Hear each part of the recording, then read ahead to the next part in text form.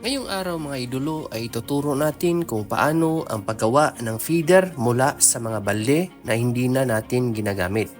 Dahil mahirap nga naman ang pagpapakain ng manok araw-araw, kaya gagawa tayo ng mga paraan upang hindi natin ito palaging gawin. Pamamagitan ng paggamit ng feeder. Unang-una, kumuha ng 2 balde dahil 2 balde ang ating gagawin na feeder. Guhitan ang ating 2 balde dahil ito ang magsisilbing guide sa pagbutas natin ito. Siguraduhin lamang na ang ating balde na ginagamit ay walang basag or cracks. Sa pagbubutas ng ating balde ay maaari tayong gumamit ng ibang options na hindi katulad ng nasa video. Pero for demonstration purposes ay ito muna ang ating gagamiting pambutas.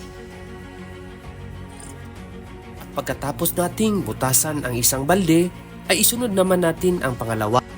Napakadali lang ng ating pagbubutas dahil gumamit tayo ng makinarya na angkop sa ating ginagawa. Ang ating isusunod dito ay kumuha tayo ng numero 4 na PVC pipe dahil ito ay ating ipa-flat. Mamaya ko na sasabihin kung para saan ito, makikita nyo na lang sa video. Gumamit tayo ng heat gun dito upang mas mapadali ang pagpa-flat ng PVC pipe. At pagkatapos nating mai-flat ang ating PVC pipe, ay guguhitan natin ito ng 2 bilog. Dahil ito ang ating magiging stopper sa ating ilalagay na PVC pipe mamaya. Pagkatapos nating maihulma ang 2 bilog, ay atin naman itong ikakat. At pagkatapos ay isasander natin ang bawat gilid ng bilog.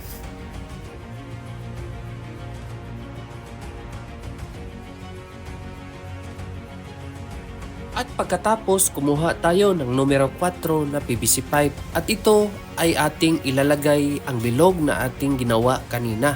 Gumamit tayo dito ng glue upang maidikit ito dito sa ibaba. Pangalawa ay gumamit din tayo ng cement adhesive o tinatawag natin na mas kilala na shoe glue.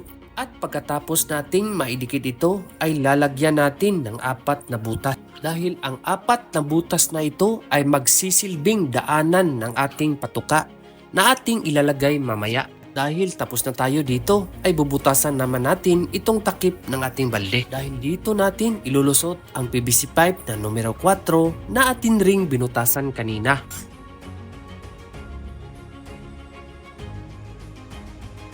Dahil tapos na tayo sa pagbubutas ay atin nang ilalagay itong PVC pipe. At dito ay pwede na natin itong gamitin, lagyan natin ng patuka. Kung anong klaseng patuka ang iyong ilalagay, kayo na pong bahala kung anong patuka ang inyong gagamitin. Pero kung ako ang tatanungin ay mas maganda ang ilagay natin dito ay corn or crack corn.